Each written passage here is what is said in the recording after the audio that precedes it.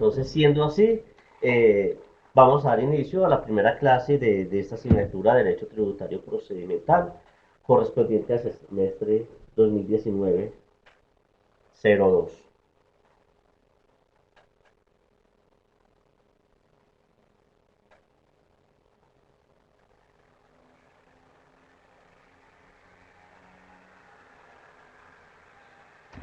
Para empezar, me voy a presentar. Mi nombre es Jorge Osvaldo García Gómez. Soy contador público desde la Universidad de Manizales y especialista en legislación tributaria de la Universidad de Caldas.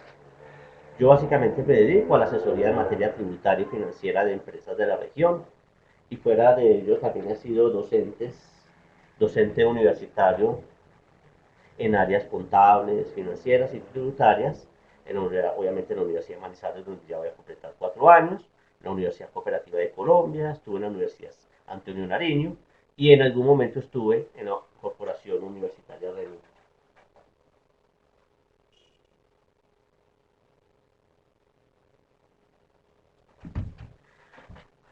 de mi correo. Buenas noches, Carolina, bienvenida a la clase. Mi correo para cualquier duda, cualquier inconveniente es jgarcia@humanizales.edu.co. Por favor, toma nota de ese correo. Estoy viendo que dentro de este grupo hay personas que ya vieron derecho tributario sustantivo, ya sea de manera presencial o de manera virtual.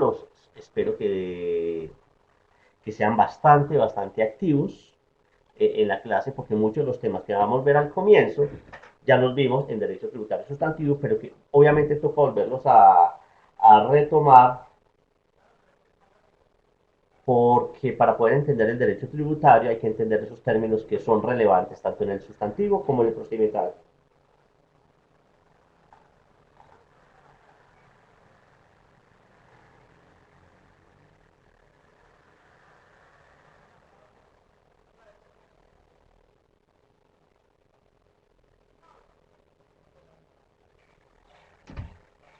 Buenas noches también a Carolina. Bienvenida. Vamos a empezar entonces viendo cuál es la bibliografía que vamos a utilizar para este semestre. Inicialmente sería el Estatuto Tributario de Colombia. Yo por lo general utilizo el Estatuto Tributario de Legis Editores. La recomendación a ustedes como estudiantes es que empiecen a hacer.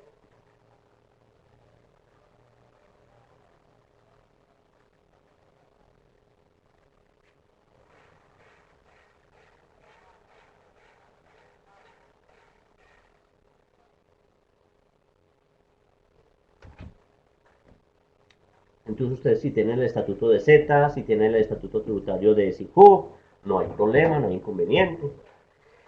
También otra bibliografía es el Decreto Único Tributario 1625 de 2016. Eso es un libro que puedes descargar de la página de la Administración de Impuestos, es bastante pesadito. Recuerden que en el año 2016 el gobierno hizo unos decretos especiales por cada área, en trabajo, en salud y en tributario también hizo un trabajo que es recopilar toda la información en materia tributaria, y lo hizo a través del decreto único tributario 1625 de 2016. Otro libro muy bueno es Régimen de Procedimiento Tributario de Legis Editores. Dirán que es que estoy casado con Legis, ya van a ver por qué. Yo utilizo mucho esa bibliografía. Hay otro libro, este sí es un libro erudito, se llama Procedimiento Tributario de la editorial SIJU, del escritor Rubén Vasco Martínez.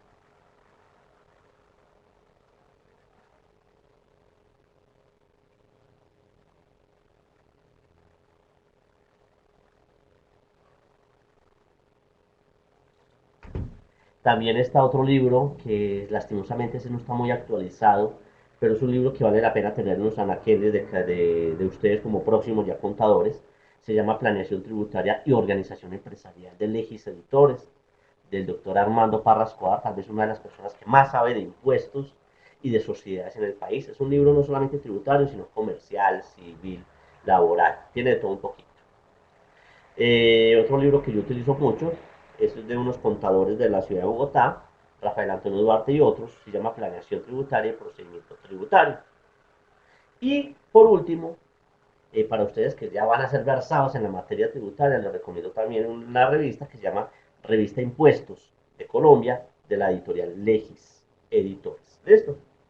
Porque ustedes dirán, pero ¿por qué tanto Legis? Muchachos, porque ustedes tienen esa herramienta. De los 10 participantes, les voy a hacer una pregunta, quiero que sean sinceros. ¿Quiénes han utilizado la biblioteca de la universidad, el enlace que ustedes tienen para consultar los libros electrónicos y toda la literatura que la universidad ha adquirido a mucho costo para el servicio de ustedes como estudiantes? Todos tienen clave de la biblioteca de la universidad, ¿o no, muchachos? Quiero hacerlo porque quiero hacer un paso aquí para que todos podamos entrar y consultar la literatura.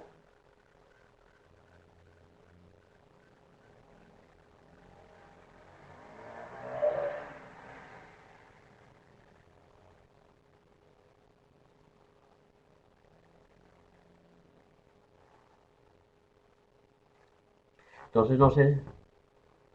Bueno, entonces vamos a ver, esa es la tarea, sí, Alexandra, pero entonces les voy a explicar en estos momentos cómo, o sea, cómo entrar al enlace de Legis. Y les voy a comentar una sola obra de Legis a través, por internet, solamente un libro, cualquiera de estos, el estatuto tributario, el régimen de procedimiento, una sola obra puede valer por ahí al año 600.000 pesos la suscripción cada año para tener acceso a esas obras.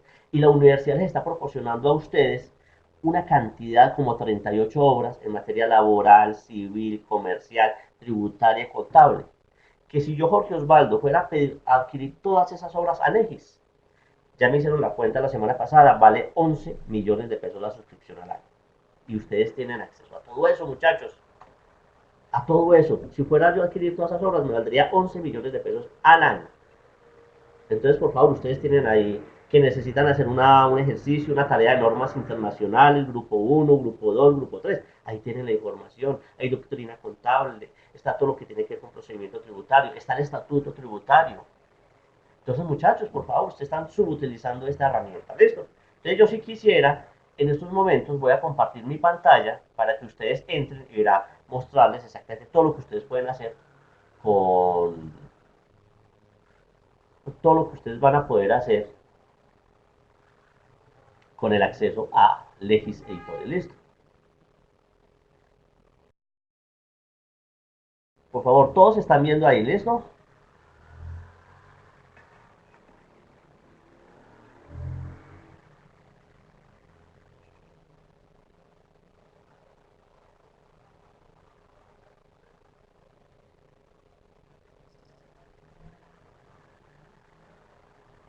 Entonces, ¿todos bien? Vamos a ver, muchachos. Entonces, vuelvo y hago la preguntita, muchachos. De aquí, ¿quién tiene la clave de la biblioteca? ¿No? Para que si quiere, vaya haciendo el proceso y se vaya autenticando en, en el proceso. ¿Mm? Ninguno la tiene. Entonces ya saben que todos simplemente hay que recuperar, exactamente, Alexandra, recuperan la contraseña y en cuestión de 10 segundos ya la tienen en su correo. ¿Listo? Entonces ustedes entran a la página de la universidad. ¿Listo? Esta es la página de la Universidad de Manizales y buscan biblioteca.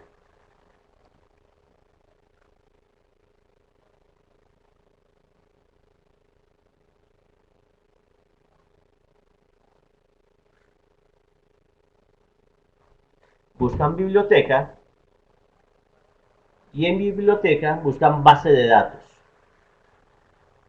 Y simplemente lo que hacen es ingresar su usuario y su contraseña.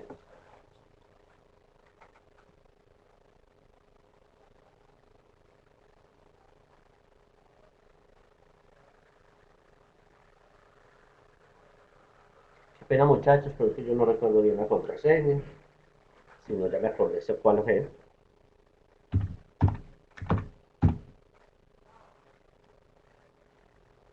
Uh-uh.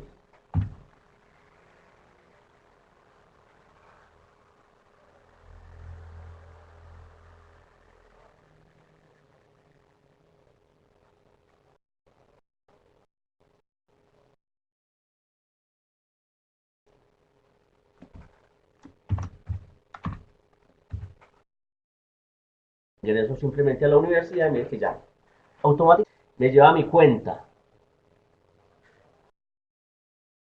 ¿eh? Y yo lo que hago es ir a inicio. En inicio me va a mostrar todas las áreas en las cuales yo puedo ingresar. Aquí en este caso voy a entrar a ciencias económicas y administrativas.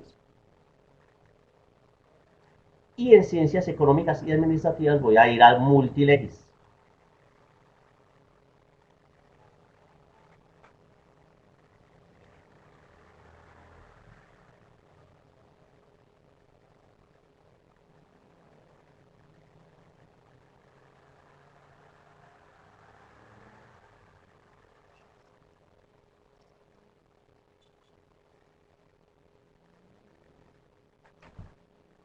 Mire que ya entramos simplemente a la página de Legis. Y ahí vamos a entrar a jurídicas y contables. Todos están viendo, muchachos, por favor.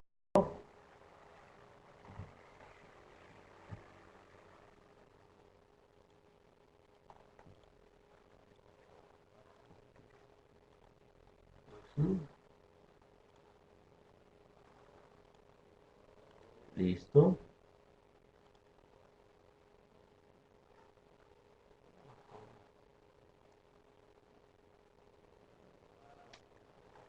Muchachos, esto me hizo quedar mal.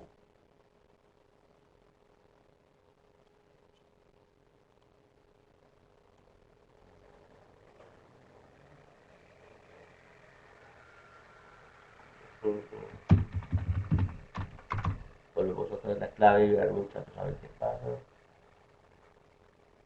Mm,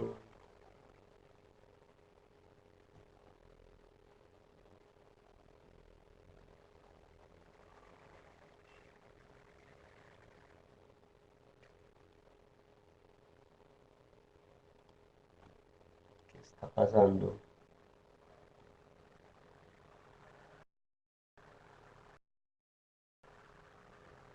Entonces, primero, bueno entrar aquí donde estamos, que dice, básicamente, esas son las noticias del día, instalación de cestas de recolección de basuras, por ejemplo, hace parte del servicio de aseo y está excluido de IVA. Esas son las notas que van saliendo en el día a día, normas que van saliendo, ¿listo?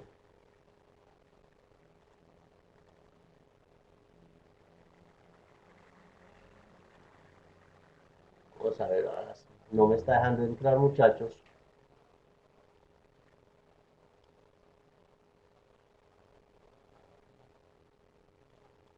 Comunidad contable. Voy a volver a hacer el proceso, ¿listo? Voy a volver a quedar.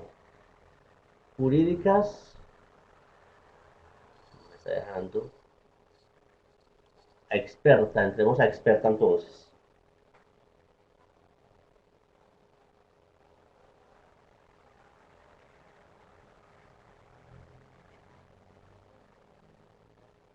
Entonces miren muchachos, vean ahí todas las horas que ustedes tienen derecho. Ahí está actualizando y apenas se eliminen esas casas.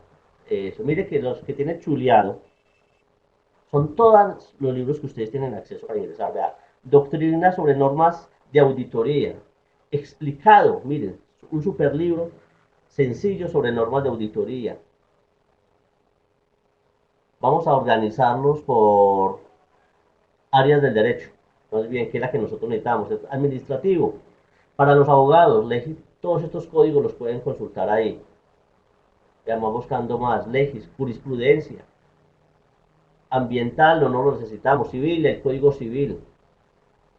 Comercial, código societario, jurisprudencia. Si ustedes necesitan hacer minutas, ahí hay forma de hacer, vean, minutas y modelos de contratos. Comercio exterior, constitucional, la constitución política, contable.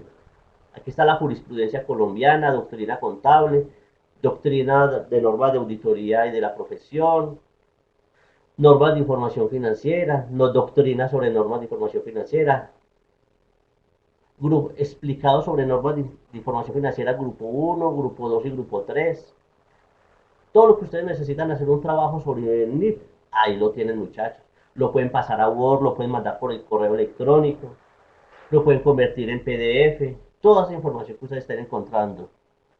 Miren, de familia, decretos únicos, electoral, todo lo que tenga chulito, lo que tenga aquí, La canastilla, esas son obras que la universidad no las compró, listo. Solamente, pero mire que casi todas tienen el chulito, que son las que realmente necesitamos.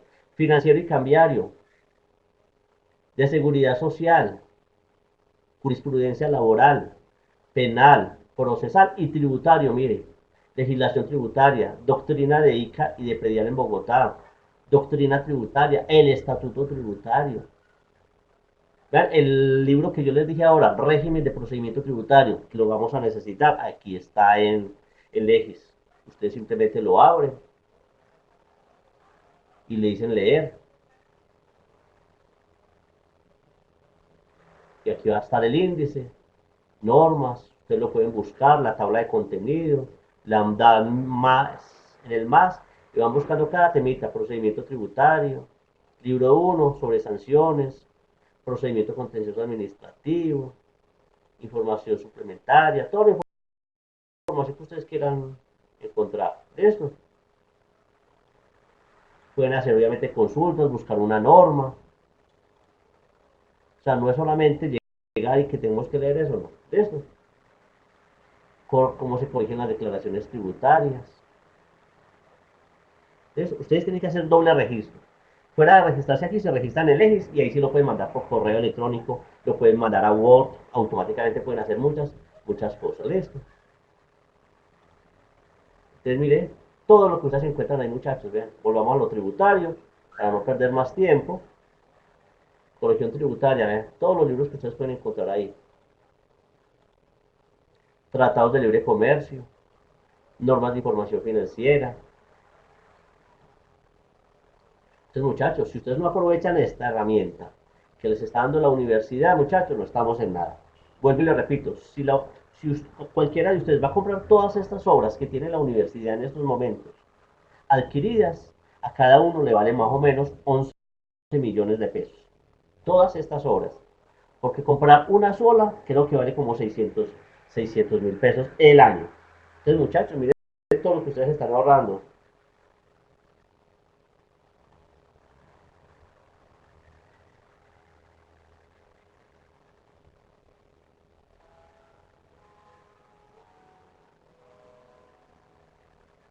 Entonces, muchachos, siendo así, voy a cerrar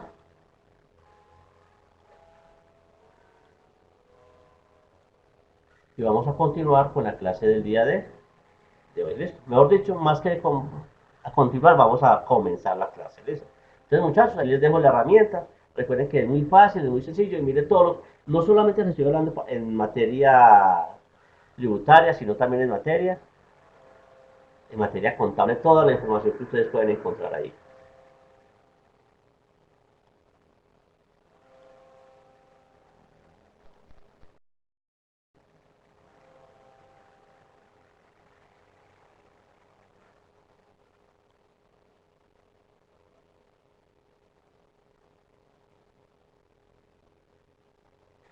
Bueno, ya hay 11 estudiantes inscritos, entonces vamos a dar comienzo a la temática. Básicamente, ¿cuáles van a ser los temas que vamos a tratar este segundo semestre?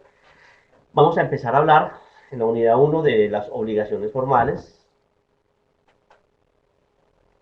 las fuentes del derecho tributario, las nociones básicas de derecho tributario, de la capacidad de representación, del registro único tributario y de las sanciones relativas al registro único tributario. En la segunda unidad vamos a hablar sobre las liquidaciones, cuáles son las declaraciones que la administración tributaria, estamos hablando de las declaraciones tributarias del orden nacional, o sea, administradas por la DIAN, cuáles son, en qué consisten, así someramente, cuál es la firmeza de las declaraciones tributarias y cómo se corrigen las declaraciones tributarias. En la unidad 3, o sea, en la última unidad, vamos a hablar de las sanciones y cómo se discuten los actos administrativos.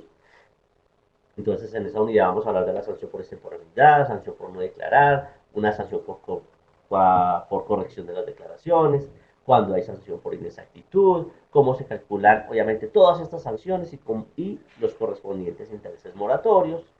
Y por último, cómo se discute, cómo hace uno valer el derecho a la defensa ante la administración tributaria cuando están discutiendo una declaración tributaria, cuando la DIAN le hace corregir una declaración.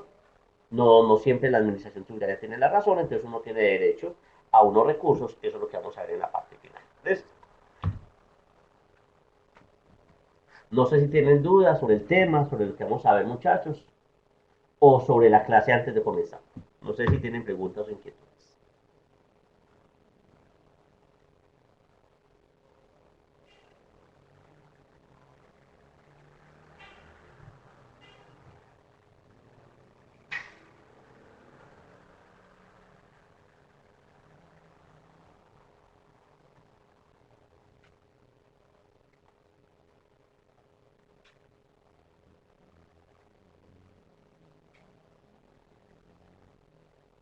No sé si hay preguntas.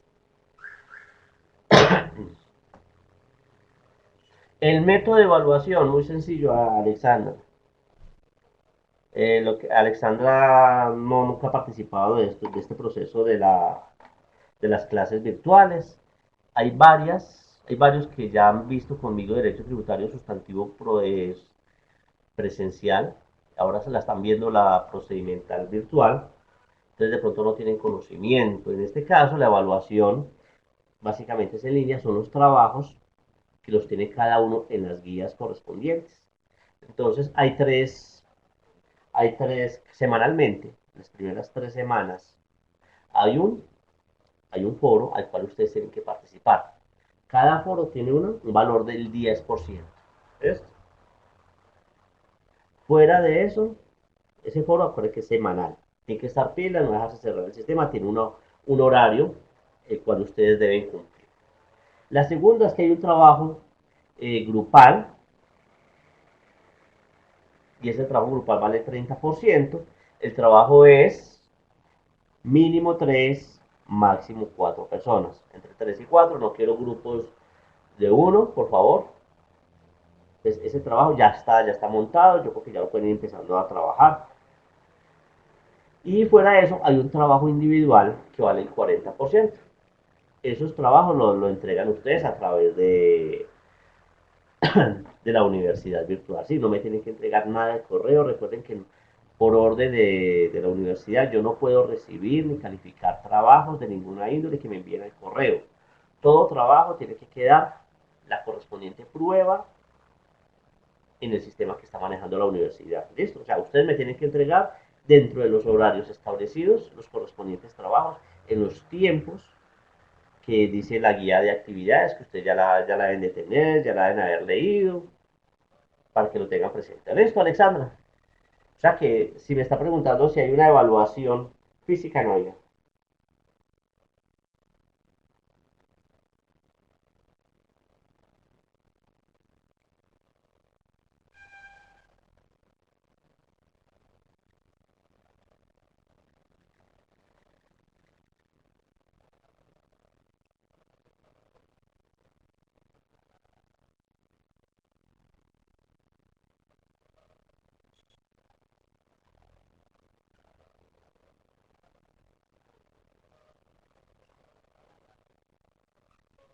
Mm. ¿Aló? ¿Ahora sí me escuchan? ¿Ahora sí? Listo, muchachos. Ahora, bueno, entonces, muchachos, vamos a empezar a hablar de las fuentes del derecho tributario. ¿Listo?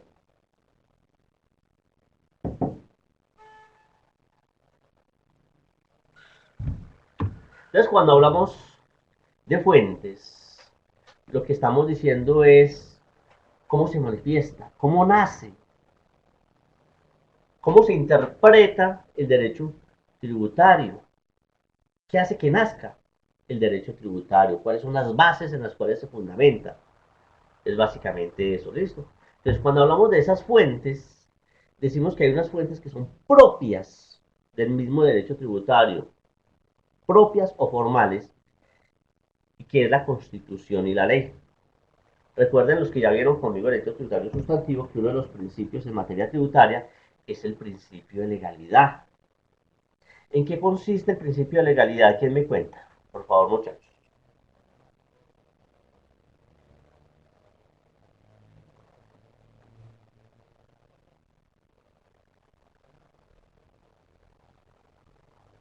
¿En qué consiste el principio de legalidad en materia tributaria? Nada, que en materia tributaria ningún impuesto puede ser creado, puede ser cobrado sin que previamente una ley le haya dado vida. ¿Listo? O sea, todo tributo tiene que ser creado a través de una ley. ¿Listo? ¿Qué significa eso? Que quién creó el impuesto de industria y comercio de la ciudad de Manizales, muchachos. ¿Quién creó el impuesto de industria y comercio?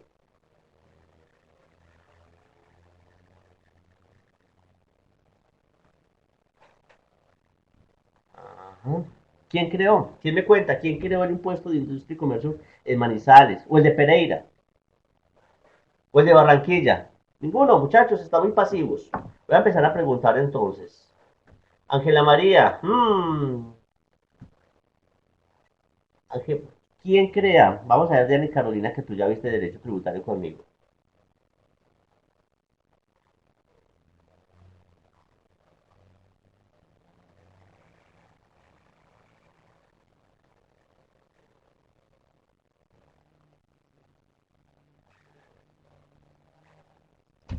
¿Mm?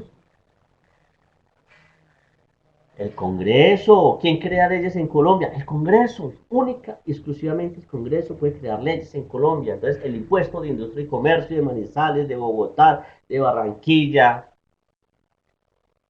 de Nuquí, de todas partes, fue creado por el Congreso de la República. El Congreso, a través de una ley, ley 14 de 1983, y le dijo, creamos el impuesto de industria y comercio, que lo vamos a entregar su manejo, lo vamos a endosar a los municipios, para que los municipios lo recauden, lo fiscalicen, pero tiene que ser una ley. Si esa ley no hubiese existido, los municipios no nos podrían estar cobrando industria y comercio, ni nos podrían estar cobrando impuestos predial, muchachos. ¿Sí? Entonces, por eso es que decimos que la fuente formal y propia del derecho tributario es la Constitución, que es una ley, es ley de leyes. Y las mismas leyes que crea el Congreso de la República. Eso. Recuerden, las alcaldías, los municipios no crean leyes, las gobernaciones no crean leyes. Los municipios, o sea, los consejos, ellos crean acuerdos. Por su parte, en los departamentos tampoco se crean leyes, que es una facultad exclusiva del Congreso. ¿Cuáles son esos actos administrativos que crean los departamentos, muchachos? ¿Cómo se llaman?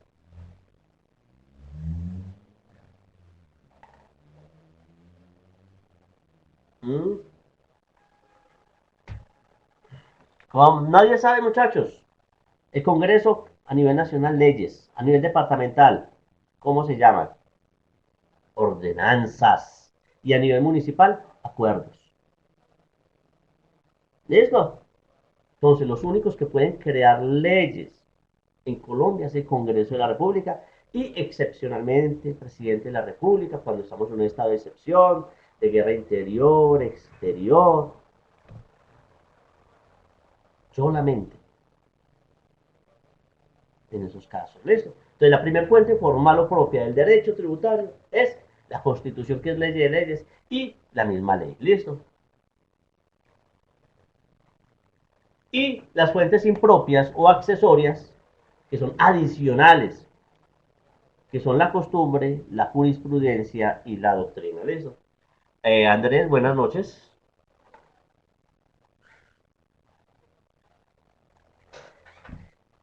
Entonces vamos a mirar rápidamente qué consiste todo esto. ¿Listo? ¿Por qué la Constitución? Primero, es una fuente propia del derecho tributario.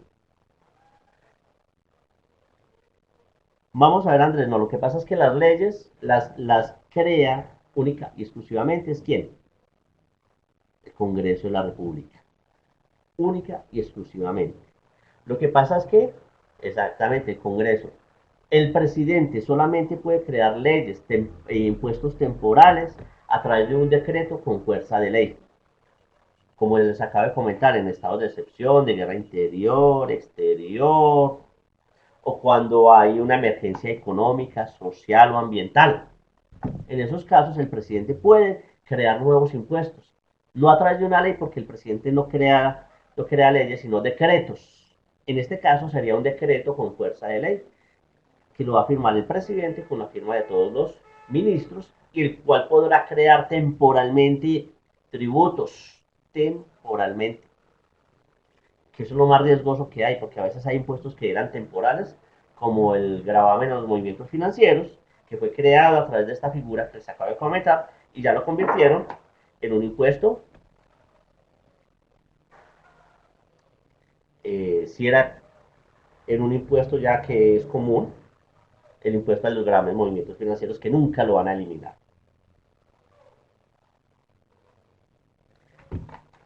Entonces, vuelvo y repito, en la primera fuente formal estamos hablando de la Constitución Política de Colombia, ya que allí encontramos todos los principios rectores de la tributación.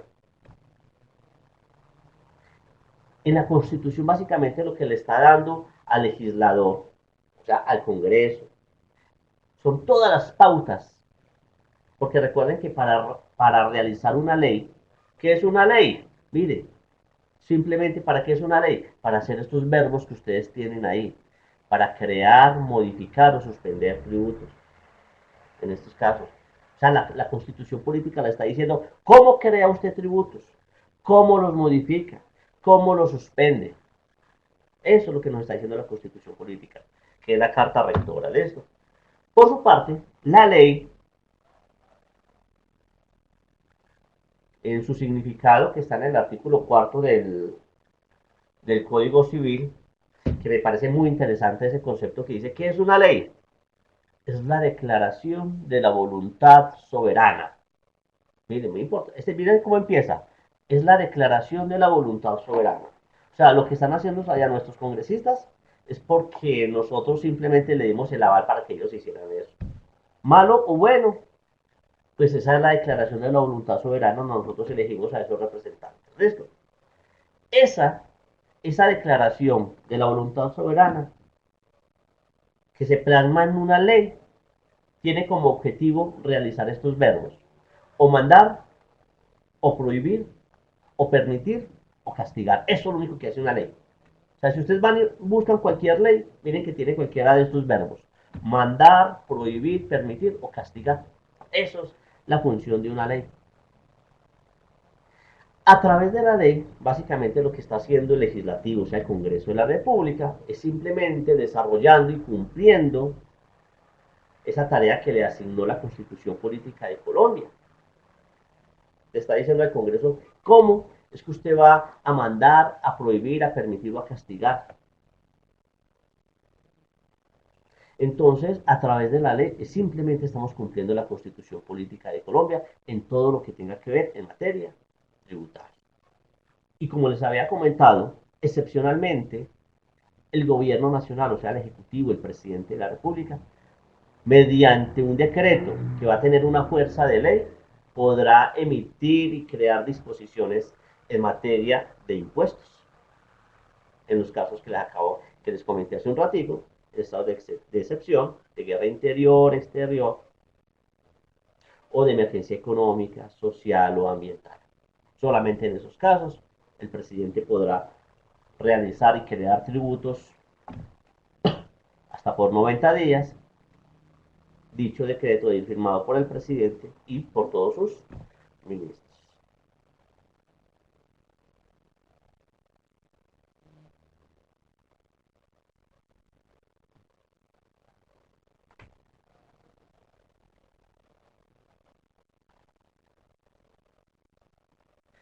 Muchachos, por favor, a medida que yo voy hablando, si hay dudas, si hay preguntas, si hay inquietudes, por favor, a través del chat, si son tan amables.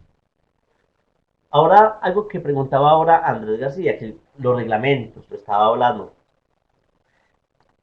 Hay algo que se llaman los reglamentos, o lo que comúnmente llamamos nosotros decretos reglamentarios.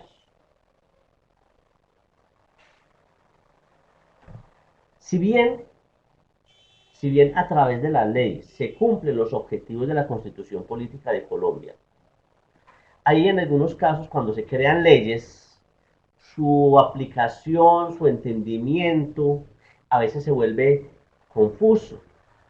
En muchos casos se vuelve confuso, entonces tiene que entrar el gobierno nacional, o sea, el presidente, el ministerio, el presidente de la República a través de su ministerio, de reglamentar dicha ley para indicar cómo va a funcionar, cómo se va a recaudar, todo ese tipo de cosas. Primero, cuando no se entiende mucho esa ley. Y segundo, cuando la misma ley dice se recaudará o se cobrará de acuerdo al reglamento que expida el gobierno nacional. O sea, algunas leyes dicen el gobierno nacional va a reglamentar eso. Lo creamos, pero el gobierno lo va. El gobierno nacional, o sea, el presidente de la República, le da una orden al presidente de la República para que a través de un decreto reglamentario diga cómo se va a fiscalizar esto, cómo se va a recaudar, cómo vamos a manejar este tributo, cualquiera que sea creado a través de una ley. ¿Listo? Entonces, cuando hablamos de estos decretos reglamentarios, básicamente son actos administrativos de carácter general que nacen del Poder Ejecutivo. Por lo general, estos actos administrativos van firmados por el ministro de Hacienda y Crédito Público, porque estamos hablando de decretos reglamentarios en materia tributaria. ¿Ves?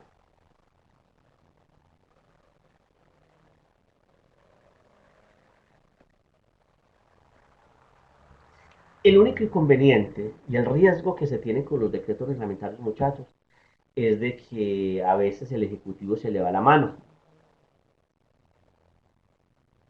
Se le va la mano.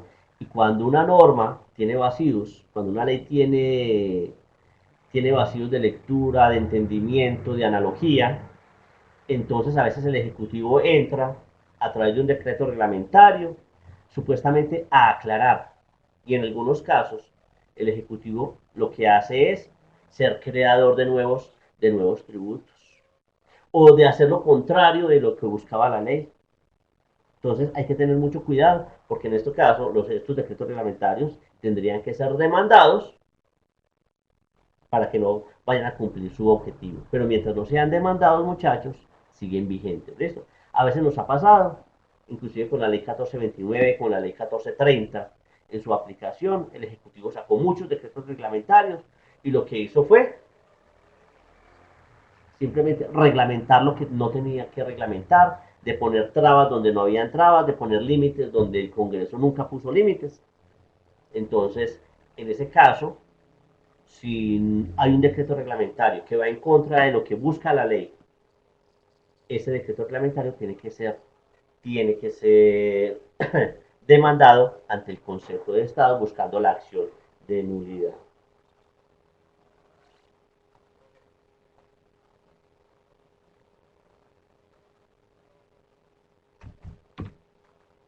La jurisprudencia, muchachos. La jurisprudencia también se ha convertido, en algunos casos, en una fuente del derecho tributario, una fuente impropia del derecho tributario. Y básicamente, ¿qué es la jurisprudencia? Conjunto de decisiones de los tribunales, de los jueces. Esas decisiones de los jueces básicamente lo que sirve es de fundamento cuando no hay una ley aplicable o cuando esa ley no es clara. Entonces, ¿qué hacen? ¿Qué hacemos nosotros? Llegamos a ver qué han dicho los jueces al respecto. En materia tributaria es muy poco lo que ha pasado, pero puede pasar. Pero, ¿qué es básicamente la jurisprudencia? Cuando hay tres jueces diferentes, que fallan sobre un mismo hecho, de la misma forma, eso se convierte en ley. Un caso que haya pasado, muchachos, no sé si ustedes recuerdan algunos, que hace muchos años, para poder tener derecho a las vacaciones, para poder tener derecho a vacaciones, el empleado debía trabajar 6 meses. Y para tener derecho a prima de servicios, el trabajador tenía que trabajar mínimo 3 meses, ¿cierto? Entonces, ¿qué ocurrió? Andrés García trabajó en una empresa 5 meses. 5 meses lo liquidaron, le pagaron su primita porque se alcanzó los 3 meses, pero no le pagaron vacaciones. ¿Qué ocurrió? Andrés García fue y demandó. Y el juez llegó y le dijo, sí, señor Andrés, usted tiene toda la razón, usted tiene derecho a que le paguen sus vacaciones, así, no así haya trabajado un solo día, proporcional a los días laborados. Porque ¿qué hacía la gente? Le cancelaba el contrato a los 5 meses, a los 5 meses y medio y se ganaba las cesantías. O peor aún, le liquidaba el contrato a los 2 meses y medio para no tener derecho ni a prima ni a vacaciones. Y a la semana lo volvía a contratar y así sucesivamente. Entonces, ¿qué pasó? Andrés demandó y ganó. ¿Qué pasa en ese caso? Esa ley solamente es aplicable a Andrés García. Se ganó el caso y la empresa le tuvo que pagar las primas y las vacaciones. Llegó Ángela María Bucurún y también le pasó lo mismo y demandó. Ella se dio cuenta que Andrés García se ganó el caso y también fue a demandar ante otro juez diferente. ¿Qué dijo el juez? Sí, señorita Ángela María, usted tiene toda la razón. Falló a favor de ella, la empresa le pagó. No, ¿a favor de quién está esa ley? A nombre solamente de Ángela María. ¿Y cómo le parece que a Angélica también le pasó lo mismo? Ay, pues ya han fallado 2 veces, voy a ir a demandar también ante otro juez. Demandó lo mismo, no me pagaron vacaciones, ni me pagaron primas proporcionales.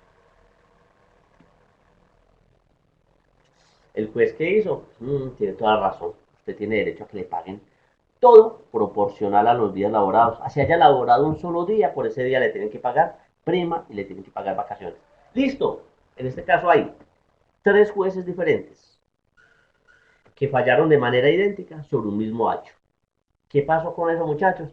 Si ustedes van al Código de Comercio, al Código Laboral, al Código Sustantivo de Trabajo, van a ver que no es que el gobierno le haya dado la quiera de modificarlo, ¿no? Fue por una ley que, ¿qué pasó? Todo trabajador, independientemente del número de días, tiene derecho a sus vacaciones. Y todo trabajador, independientemente del número de días que haya laborado, tiene derecho a su prima proporcional de esto. Eso es lo que pasa y eso es la jurisprudencia. Entonces, ¿qué pasa con esa jurisprudencia? Se volvió ley, en ese caso. O sea, no fue el Congreso, no fue un plebiscito, no fue la Constitución política, sino que fue a través de jurisprudencia, decisiones de los jueces.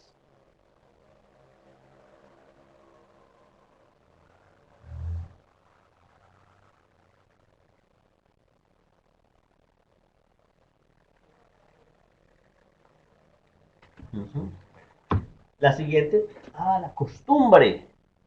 Ojalá que en Colombia tuviéramos mucho en cuenta la costumbre, pero lastimosamente Colombia es un país de códigos y de reglamentos y de documentos que lo único que hace es volver todo más difícil, porque a veces existen dobles conceptos, dobles opiniones. La costumbre se vuelve costumbre. Andrés, no, la costumbre en algunos casos se vuelve ley. En Europa se maneja bastante en materia jurídica la costumbre. ¿Sí? En Europa, donde existen pocos códigos. Entonces alguien fue y demandó porque no le pagaron lo suficiente, lo que él esperaba. Simplemente demandó el juez que dice cuál es la costumbre en esta región para pagar sobre la venta de estos bienes. Y allá le dicen el 4%. Entonces dice el juez, entonces señores, la obligación suya es que le pague ese 4% porque esa es la costumbre. ¿Listo? En materia tributaria no es que exista tanto la costumbre, pero si nos vamos, por ejemplo, a un artículo que es tal vez uno de los artículos más importantes del impuesto de renta, que es el artículo 107 del Estatuto Tributario, dice, son deducibles las expensas, o sea, los pagos realizados durante un año en el desarrollo de una actividad productora de renta. Que es que yo tengo una fábrica de hacer libros. Son deducibles los pagos en mi actividad productora de renta de hacer libros, siempre y cuando esos pagos, oiga, tengan relación de causalidad. ¿Será que si compro papel o tinta tiene relación de causalidad? ¿Mm? ¿Qué piensan?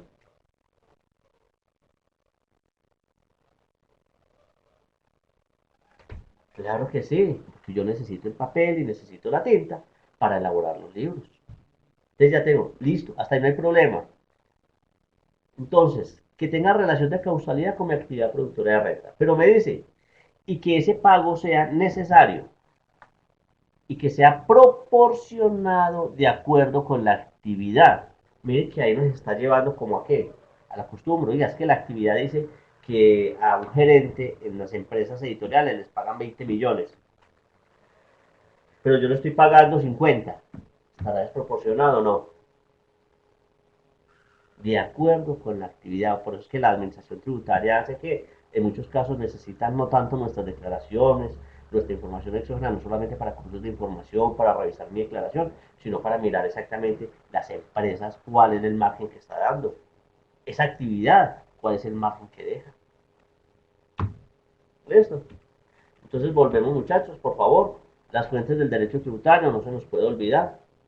Son formales la Constitución y la ley, en virtud del principio de legalidad de que no puede existir un tributo sin que una ley le haya dado vida. ¿Listo?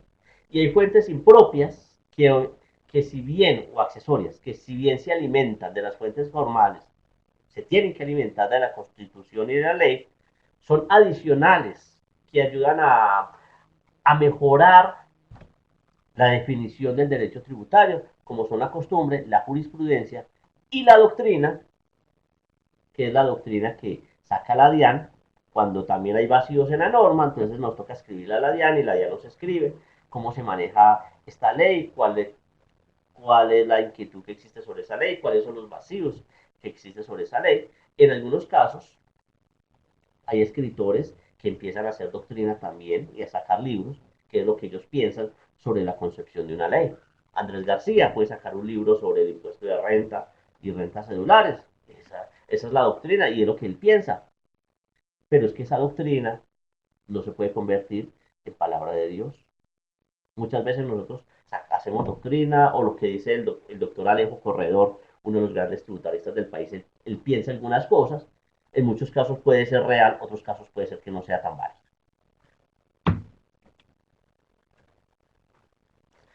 Ahora sí hablemos del sistema tributario en colombiano. Miren muchachos que lo que estamos hablando es del derecho tributario de impuestos administrados por la DIAN.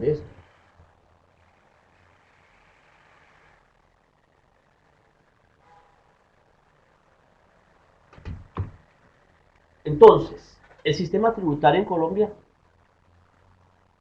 básicamente se compone de estos tres conceptos. Y no solamente es en materia de impuestos administrados por la DIAN, sino también de impuestos territoriales.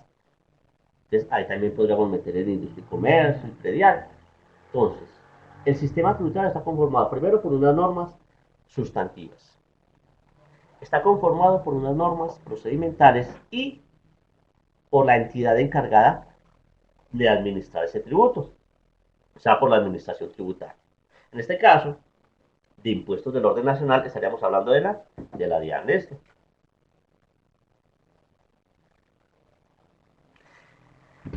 ¿Quién me recuerda cómo se llama esta materia, muchachos, por favor?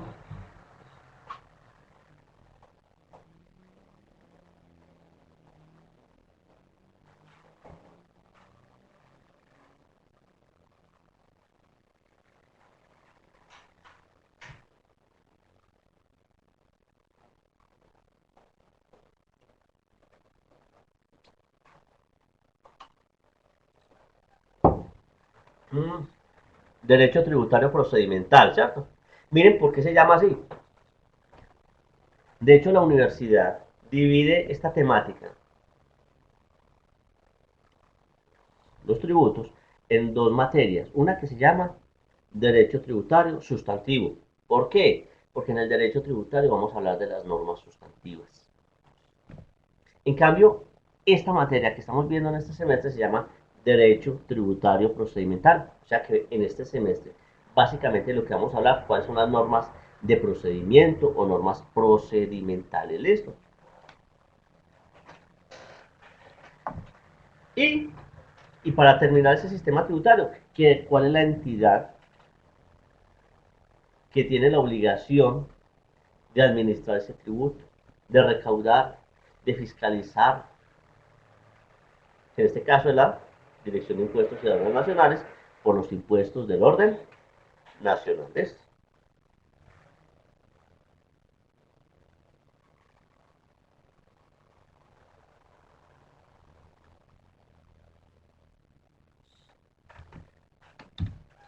Normas sustantivas. ¿En qué consiste esa norma sustantiva? Los que ya vieron derecho tributario sustantivo conmigo ya vimos de concepto que nosotros ya empezamos a ver.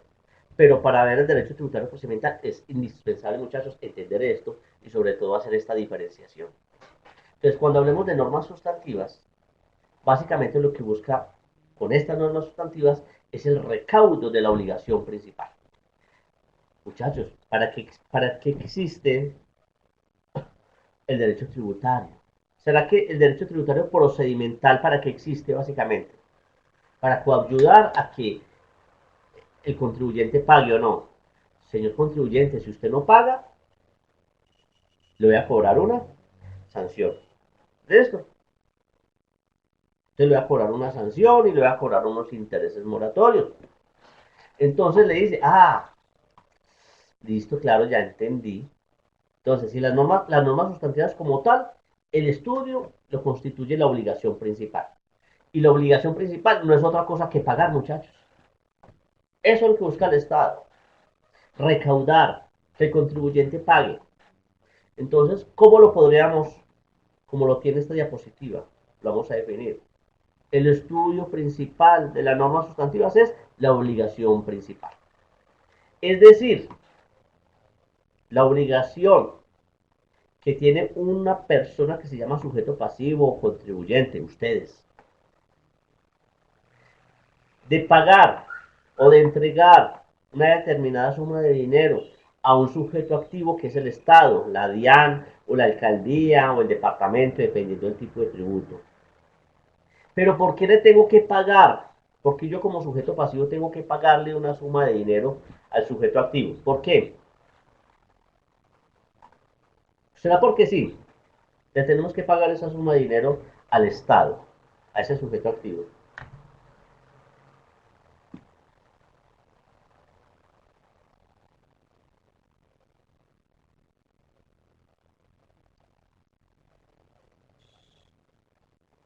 ¿Mm?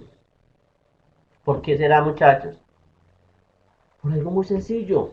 Porque yo como sujeto pasivo realicé algunos supuestos previstos en la ley que dieron como origen el hecho generador del tributo. ¿Qué querrá decir esto? Si Alexandra se gana hoy una lotería, se ganó 200 millones en una lotería hoy.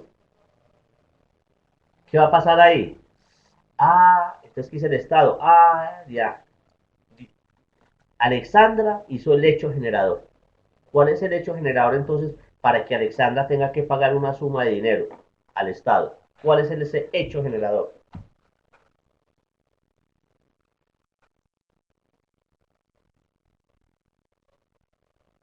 ¿Mm?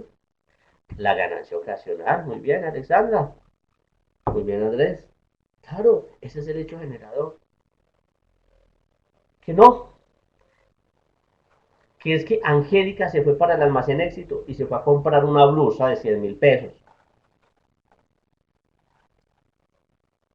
Y entonces, pero es que ella fue a comprar una blusa. Hay un hecho generador, el impuesto a las ventas. Ella tiene la obligación de pagar una suma de dinero al Estado a título de IVA, porque se dio el hecho generador, la venta de bienes corporales muebles. Claro.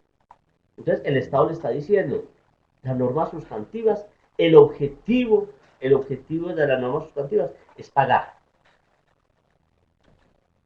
Es el estudio de la obligación principal. Y esa obligación principal no es otra cosa que pagar una suma de dinero a título de tributo. ¿Quién lo paga? El sujeto pasivo, nosotros. ¿Y por qué tenemos que pagar esa suma de dinero al sujeto activo, o sea, al Estado? Porque se dieron los hechos generadores previstos en la ley.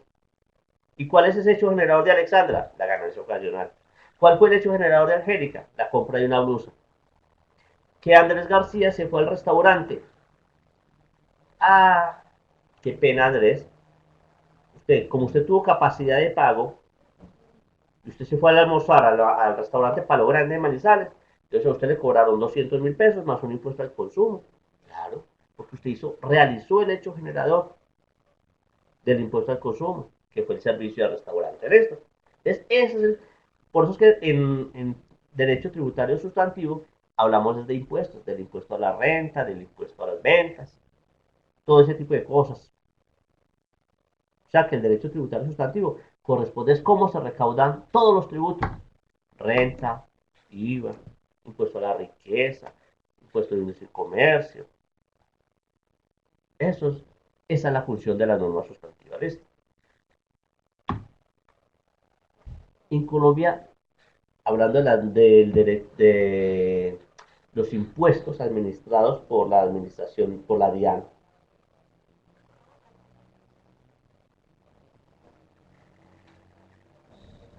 están contenidos en un libro que es el decreto especial o el decreto extraordinario 624 de 1989. ¿Listo? ¿Listo? ¿Y qué será eso, el decreto especial 624 del 89? ¿Quién me cuenta? ¿Qué será eso?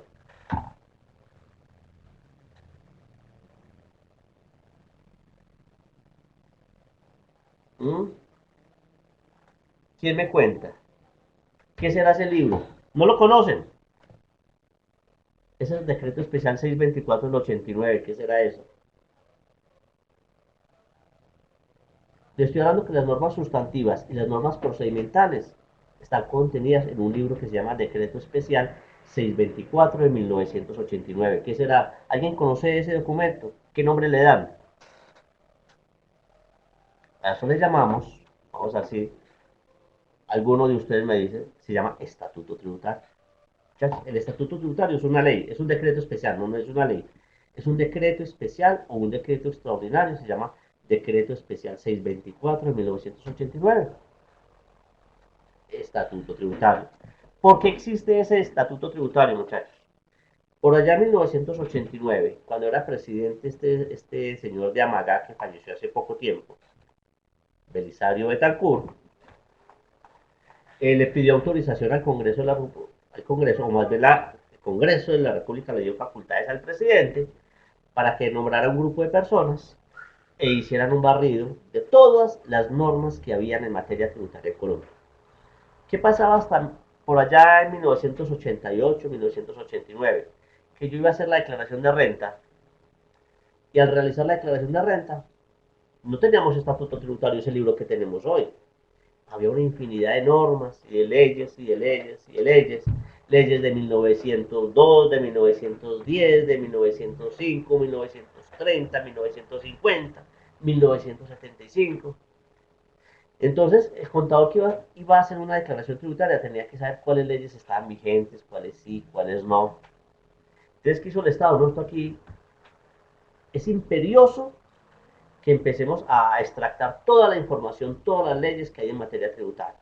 El de impuesto de renta, de retención de la fuente, del impuesto a las ventas, del impuesto de timbre. Entonces, en ese gobierno, lo que hicieron fue coger todas esas leyes que habían vigentes hasta 1989 y las condensaron en un libro que se llamamos nosotros Estatuto Tributario de Colombia. Y eso se realizó a través de un decreto especial 624 de 1989.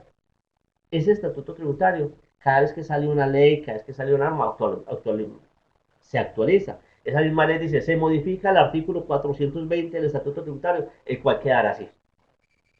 El artículo 420 habla del impuesto a las ventas.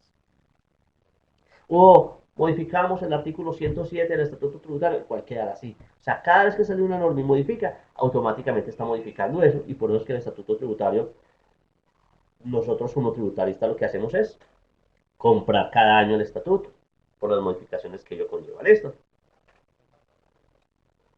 Andrés, y no me recuerdo cuál fue otro, no estuvo al principio de clase, que le recomendé que hablé de la bibliografía e hice un caso para que ustedes utilicen la herramienta de Leges. Ya les mostré cómo ingresar y cómo utilizar esa herramienta, que es buenísima, muchachos. Vuelvo y repito, esa sola herramienta, si cada uno de ustedes la adquiere, le valdría por ahí 11 millones de pesos el año. Todas esas obras que hay hoy por hoy. O en el peor de los casos, una sola hora o dos le puede valer a ustedes 600.000 pesos el año la suscripción, cuando ustedes la tienen gratis porque la universidad hace una inversión grande, cuantiosa, pagando esa herramienta solamente para que ustedes la utilicen. ¿Listo? Entonces le invito a que esta semana vea la clase de comienzo e ingrese y utilice las herramientas para que tenga acceso a todas, absolutamente todas las obras que la universidad tiene contratada con EGIS. Ahí está el estatuto tributario, el régimen explicado de renta. Muchachos, ese es el mejor de los libros si ustedes quieren aprender impuestos. Régimen explicado de renta, para que tomen apunte. Si ustedes quieren aprender renta, sencillo. Renta, retención en la fuente, sin tener que hablar de artículos ni nada por el estilo, sino de una forma sencilla. Ese es tal vez de los libros con los cuales yo me inicié en materia tributaria hace muchos años y todavía lo tiene el EGIS vendiéndolo. No, ya no lo venden como erudito, pero sí lo venden a través de estas publicaciones electrónicas. ¿Ves? Entonces, ¿cómo está compuesto el estatuto tributario, muchachos? En la parte sustantiva, ¿listo?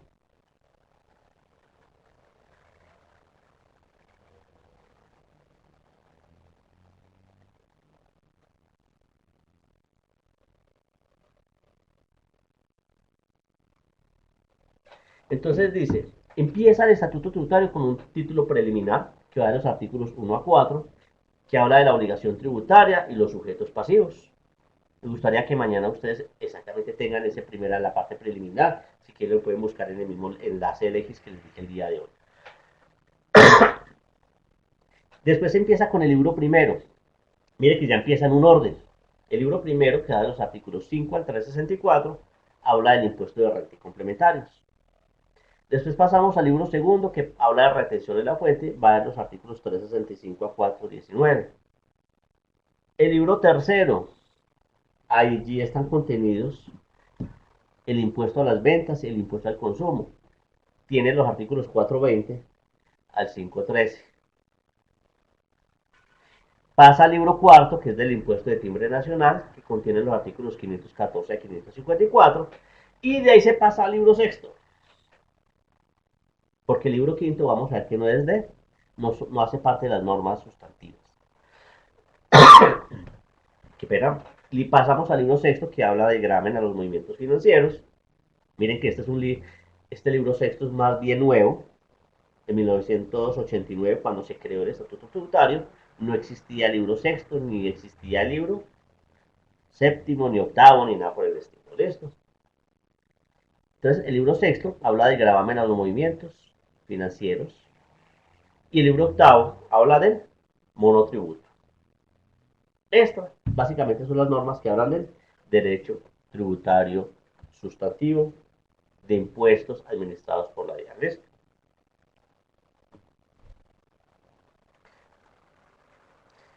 Por su parte, en el libro quinto, mire que nosotros nos pasamos del libro cuarto, nos pasamos al libro sexto. ¿Por qué? Porque en 1989 solamente había hasta el libro quinto.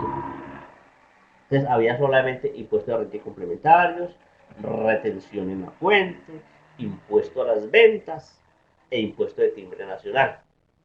Y por eso después pasaba a las normas procedimentales, que es el libro quinto, y que es básicamente de lo que vamos a hablar todo este semestre. Nosotros vamos a pegar desde todo lo que tenga que ver con las normas procedimentales contenidas en el libro quinto del Estatuto Tributario. ¿Y qué contiene ese libro quinto? Básicamente es el conjunto de normas que rigen cómo se determina un impuesto, cómo se calcula un impuesto, un tributo, cómo lo fiscaliza la administración tributaria y cómo se liquidan realmente esas tarifas. Y además, cómo se discuten y cómo se cobran los tributos en función del derecho al debido proceso, el derecho a la defensa, el derecho a aportar pruebas.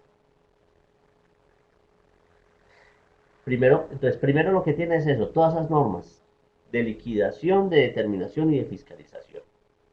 ¿Cómo? Que es que Andrés García presentó el impuesto y de acuerdo a la información exógena, él declaró 100 millones de ingresos, pero según la exógena, él se ganó fue 1.000 millones de pesos. ¿Qué va a decir la administración tributaria? A este señor hay que fiscalizarlo porque es un presunto. ¿Presunto qué? Inexacto en la información. Andrés se va a asustar, ¿cómo así? Dice le sí señor, la empresa donde usted trabaja, Arepitas Conchita, dijo que usted no se ganó 100 millones, que se ganó 1.000 millones de pesos. ¿Cómo así? ¿Y Andrés qué? tiene derecho a defenderse. Ser que porque la DIAN le dijo, no, sus ingresos fueron 1.000 millones de pesos, entonces Andrés tiene que corregir su declaración. No, Andrés, haciendo uso del debido proceso, el derecho a la defensa, dijo, no señores, lo que pasa es que yo aquí tengo mi certificado, miren mis consignaciones bancarias, por favor, escríbale a la empresa donde yo laboré que corrija esa declaración. Porque Andrés llamó y dijo, usted sí se ganó 100 millones. Claro, es que la empresa donde él laboraba, en vez de poner 100 millones en la información exógena, se les fue un cerito de más y por eso aparecieron 1.000. Pero para eso Andrés tiene que defenderse. Si Andrés no se defiende, porque no tiene actualizado el RUT, no tiene actualizada la dirección, entonces nunca le llegó el acto administrativo de la DIAN, mediante la cual informaba que lo iban a fiscalizar, que le iban a revisar su declaración. Él no se dio cuenta, no tuvo derecho a defenderse. Entonces, cuando menos pensó, Andrés apareció por allá con un impuesto por pagar de 200 millones, más una sanción de 300 millones. De ahí lo importante, que es tener el RUT actualizado, la información actualizada en el RUT, que vamos a ver más adelante de esto.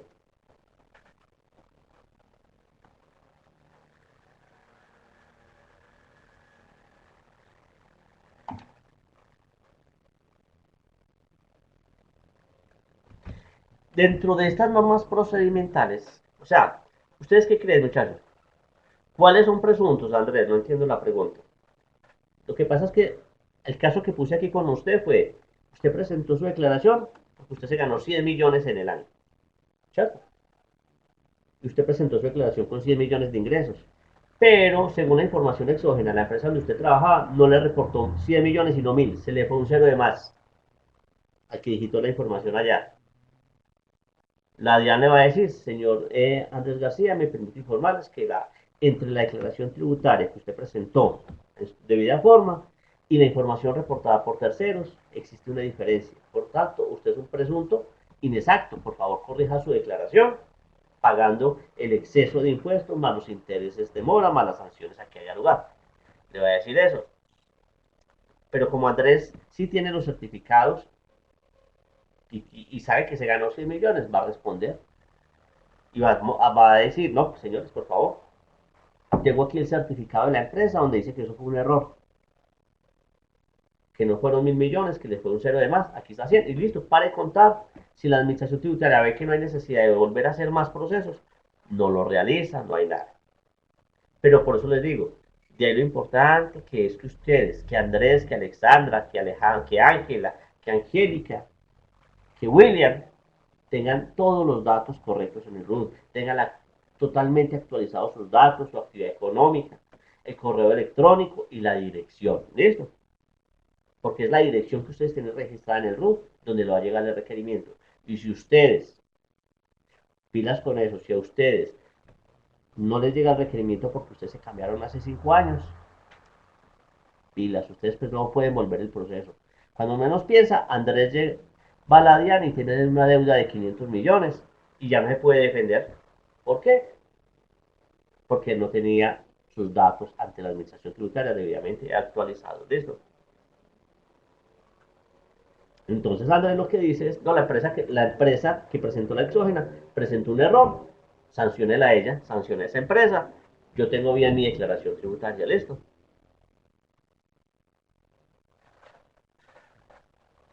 Entonces, ¿ustedes qué creerán?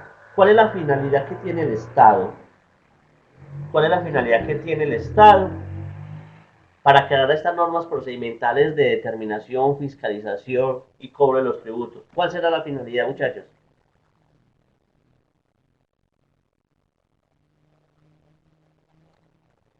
Mm,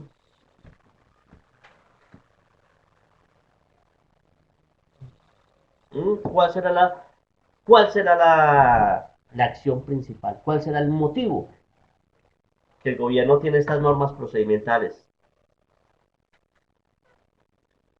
Muchachos, tan sencillo que es ayudar, a coayudar, a presionar de que el contribuyente cumpla con su obligación principal, o sea, con la obligación tributaria sustantiva. ¿No será eso? Si no hay que cobrar, ¿para qué el Estado crea estas normas de procedimiento. El Estado le dice, ah, lo voy a sancionar, lo voy a fiscalizar. ¿Será que si le decimos a Carolina, si la DIAN le dice, si usted no paga el impuesto, lo voy a sancionar en 10 millones? ¿Qué hace Carolina antes de que la DIAN le cobre los 10 millones? Simplemente presenta, cumple con su obligación sustantiva. O sea, presenta su declaración y paga lo que tiene que ver para que no la sancionen o no. Eso es básicamente lo que busca. Por sí solas no servirían de nada. Todo lo que esto busca es que se cumpla la obligación tributaria sustantiva. O sea, la obligación principal, que es la de pagar. ¿Y pagar por qué? Porque se dieron unos hechos generadores. Porque se ganó la lotería. Porque tuvo muchos ingresos. Porque vendió una casa. Porque vendió un carro. Porque tuvo una donación. Porque le dieron una recompensa. Esos son hechos generadores. ¿Listo?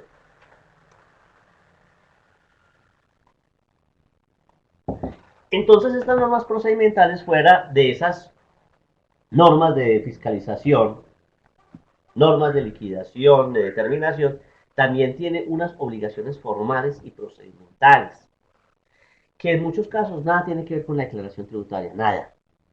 Pero que si no cumplimos con esas obligaciones formales, la administración tributaria nos puede sancionar esto. Esas obligaciones formales pueden ser formales como tal, accesorias o no accesorias. ¿Qué querrá decir accesorias? Accesorias a la obligación sustantiva. Tiene que ver con la obligación sustantiva. ¿Cuál es la obligación tributaria sustantiva, muchachos? ¿En qué consiste? ¿Mm?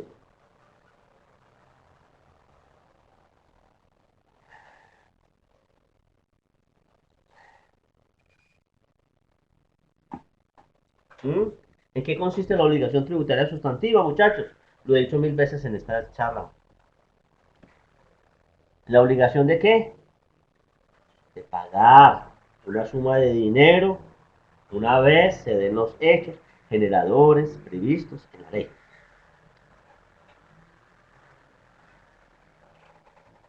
¿Sí? No se les olvide eso, por favor.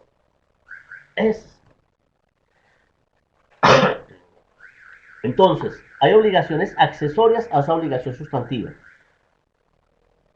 Entonces, vuelvo y repito, ¿cuál es la obligación principal?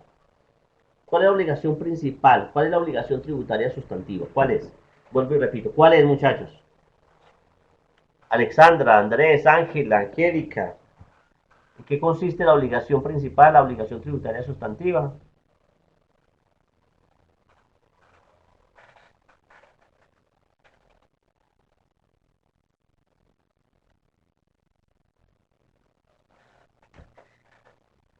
En que tiene que pagar una suma de dinero una vez en los hechos generadores. ¿Listo? Entonces, cuando hablamos de una obligación formal accesoria, es decir, que esa obligación formal tiene que ver con la obligación de pagar, con la obligación tributaria sustantiva. En cambio, hay otros deberes formales que están contenidos en este libro quinto, que nada tienen que ver con la declaración tributaria, pero ¿qué pasa si no cumplimos con esa obligación? ¿Qué pasa con esa obligación tributaria formal si no cumplimos con ella?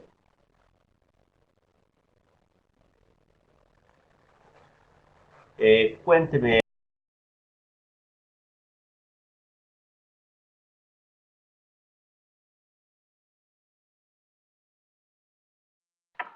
Profe, ¿me escucha? Aló.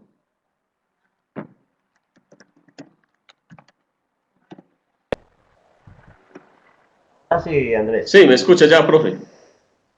Yo tengo una pregunta. Usted nos dice que el derecho es pagar por el hecho generador que ya yo tenga, ¿cierto? Y Sí. sabemos que muchas veces nosotros el hecho generador es prestarle algún servicio a alguna empresa, ¿cierto? Resulta y acontece y pasa que si yo, por ejemplo, le presto el servicio a la empresa y la empresa en medios magnéticos o en la exógena que se reporta cada año, no me reporta qué pasa. ¿Qué pasa? O sea, el hecho, y yo no Primero, pago entonces el... Hmm. Pero yo sé que yo me gané esa plata. Listo, Andrés. ¿Me escuchan? ¿Me escuchan ahí, Esa es por mi favor? pregunta, profe. Listo, listo, Andrés. Vamos a ver. Sí, señor. ¿Qué Sí, pasa señor. ahí? En este caso estamos hablando primero, la obligación de toda comerciante de persona natural o jurídica es presentar la información exógena si cumple con los requerimientos de ley, o sea, en este caso las jurídicas que hayan tenido ingresos superiores a 100 millones y las personas naturales a 500. Listo. De hecho, les cuento, en estos momentos está saliendo un programa de visitas a las personas naturales y jurídicas que no presentaron la exógena el año 2016, que son muchas. Eso, y las sanciones son muy gravosas. Entonces, ¿qué pasa con la pregunta que dice Andrés? Aquí es totalmente diferente. Hubo el hecho generador. Andrés se ganó 100 millones en una empresa, para seguir con el mismo ejemplo. 100 millones en una empresa y la empresa no lo reportó. Y él fue a hacer la declaración de renta y miró en la DIAN y no le reportaron nada, ¿cierto? Esa es la pregunta, vamos a ver por ahí, ¿cierto, Andrés?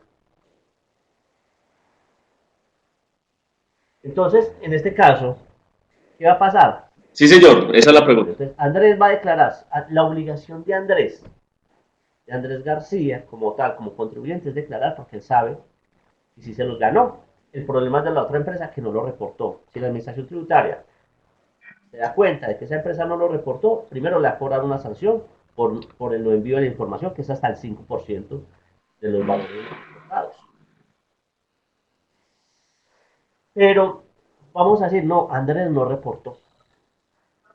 Andrés, sabiendo que se ganó 100 millones, se hizo el ojo. Y no, como la empresa no me reportó que me gané los 100 millones, voy a aprovecharme y no voy a declararlo para no pagar impuestos. ¿Sí? Entonces, ahí, primero Andrés, en ese caso, puede ser que la empresa no haya reportado exógena y la presentó a los 2 años. Oiga, a los 2 años. Porque la DIAN hizo un proceso de fiscalización y le dijo, usted el año tal tuvo ingresos de más de 500 millones, de 100 millones y está obligado a presentar exógena. Venga para acá, infórmela. Entonces ahí presentó que Andrés se había ganado 100 millones de pesos. Entonces, mire, la DIAN a los 2 años sí se dio cuenta, a los 2 años, que Andrés se ganó 100 millones y no presentó la declaración tributaria. Y la DIAN, recuerden que puede fiscalizar a un contribuyente, a Andrés, durante 5 años, cuando no presentó su declaración tributaria. O sea que a los 2 años, cuando le llegó esa información a la DIAN no lo va a mandar al otro día, va a esperar otro año y medio, y le va a mandar un acto administrativo, le va a mandar un emplazamiento. Dice que de acuerdo a los cruces de información del año grabable, hemos notado que usted está obligado a declarar y no lo hizo. Entonces va a tener que pagar su correspondiente sanción. Va a presentar su impuesto, más los intereses de mora, más la sanción. ¿Listo? Y la empresa que la presentó extemporáneamente también tiene su sanción por no haber presentado a tiempo su información exógena. ¿Listo? Pero a lo que quiero ir.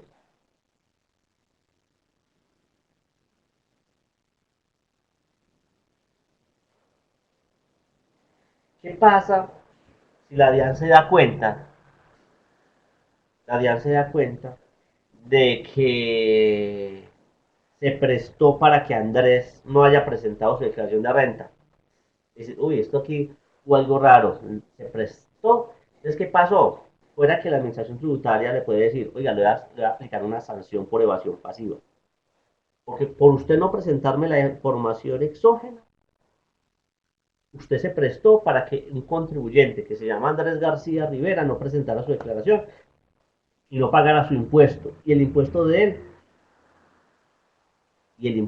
él eran 7 millones de pesos. Entonces, ¿qué le dice la DIAN? Andrés, pague su impuesto, pague su sanción, pague sus intereses. Y a la otra empresa le dice, a usted me va a pagar el mismo impuesto que me puede pagar Andrés García Rivera, porque usted no se me puede prestar para que otro se vaya. Eso es lo que estaba haciendo Andrés, está evadiendo su obligación. ¿Por qué? Porque se aprovechó que la otra empresa no presentó la exógena.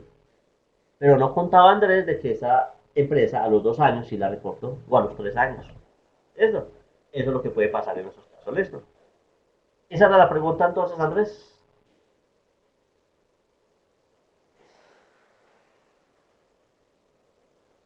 Listo, entonces vamos a ver. Entonces, hay unas obligaciones formales contenidas en el libro quinto del Estatuto Tributario. Obligaciones formales.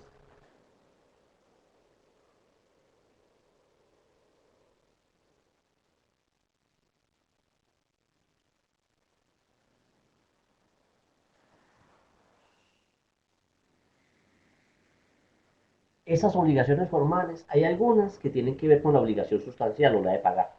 En cambio, hay otras que no tienen que ver nada con ningún impuesto, con ningún pago de un impuesto, nada, pero que son obligatorias y el no cumplimiento con esas obligaciones formales me genera sanción. Vamos a ver exactamente eso, en qué consiste esas obligaciones formales. ¿Mismos? Son sencillas. Mire, presentar una declaración tributaria. Entonces, ¿qué querrá decir? Esa presentar la declaración tributaria es una obligación formal. Presentar la declaración. Ustedes presentan la declaración de renta, listo. Ya cumplí con una obligación formal. ¿Y después con qué obligación tengo que cumplir? Con la sustantiva, la de pagar. Que es que Carolina presentó la declaración de renta y le tocó pagar, dice, valor a pagar 10 millones y Carolina no tiene plata hasta el otro mes. ¿Qué hace Carolina? Presenta la obligación formal. ¿Cuál es la obligación formal? Presentar la declaración tributaria, la del impuesto de renta, debidamente llenada y firmada. Al mes que le resultó la platica,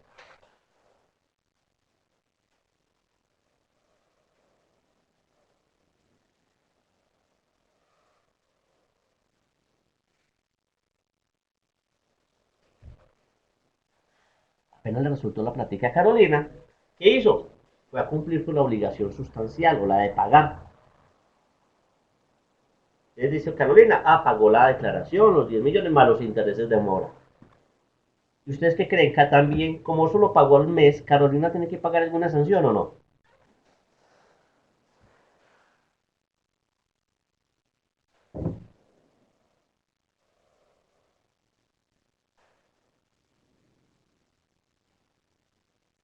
¿Mm?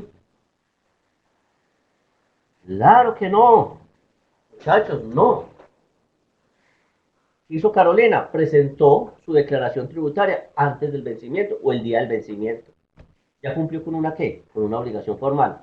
Le está diciendo al Estado, señores DIAN, vea, esta es mi declaración, este es mi patrimonio, estos fueron mis ingresos, mis costos, mis gastos, y me dio un valor a pagar de 10 millones. Va al banco y la presenta en cero, pero la presenta en cero el valor a pagar, pero presentó su declaración tributaria, o lo hizo a través de los sistemas informáticos de la DIAN. ¿Qué hizo ella? Cumplió con la obligación formal. Como cumplió con esa obligación formal, no hay sanción. ¿Listo? Al mes que Carolina tiene ese dinero, al mes que Carolina ya le resultó ese dinero, es un préstamo en el fondo de empleados, 10 millones de pesos. Ella no va a pagar sanción porque ella ya cumplió con la obligación formal, pero sí tiene que pagar los intereses de mora, porque la DIAN le dice, no, usted me tenía que pagar 10 millones hace un mes. Ahora son 10 millones más los intereses de esos 10 millones por todos estos días. ¿Listo? O sea, como cumplió con la obligación tributaria formal, ¿qué pasa si Carolina, llegado el caso, no paga? Ya presentó la declaración. 5 meses, 6 meses, 10 meses y no paga. ¿Le cobran sanción? No, porque ya cumplió la obligación formal y ya le dijo al Estado cuál es su pago, ve cuál es el valor que tiene que pagar. ¿El Estado qué puede hacer en ese caso? Simplemente entra a embargar sus cuentas de ahorro, su cuenta corriente, el carrito, la vivienda, su salario. Eso es lo que está.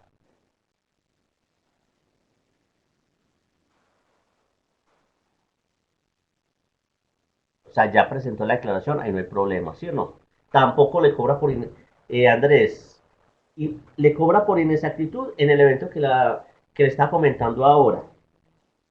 Andrés presentó su declaración por 100 millones. Y mentiras que no eran 100 millones, sino 120. Ahí sí le va a cobrar una sanción por inexactitud. ¿Listo? En ese caso. Pero es porque la DIAN le demostró que el valor era totalmente diferente. Eso es total. Pero aquí en el ejemplo que estamos poniendo de Carolina, en este caso, ¿no? Ella presentó su declaración. Para la DIAN ya eso es un título valor que lo puede ser exigible en cualquier momento, por la vía coactiva. Entonces, como lo puede hacer exigible, la puede embargar. Entonces le va a decir, señores Bancolombia, necesito que le embargue la cuenta de ahorros que ya tenga o la cuenta corriente hasta este valor, 10 millones, más intereses de 1 millón de pesos. Pero sanción por ningún lado. ¿Listo? Ahí no hay ninguna sanción. Entonces, presentar la declaración es una obligación formal. Accesoria. ¿Por qué será accesoria? Muchachos.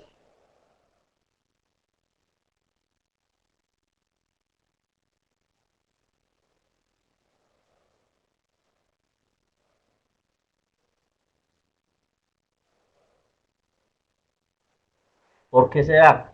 No, porque es accesoria al pago. Es una obligación formal. Presentar mi declaración. ¿Qué pasa, muchachos? Vamos a ver. Carolina va a presentar su declaración hoy de renta. Hace su formato por internet, lo imprime, lo firma y aparte hace el recibo de pago y va a la DIAN.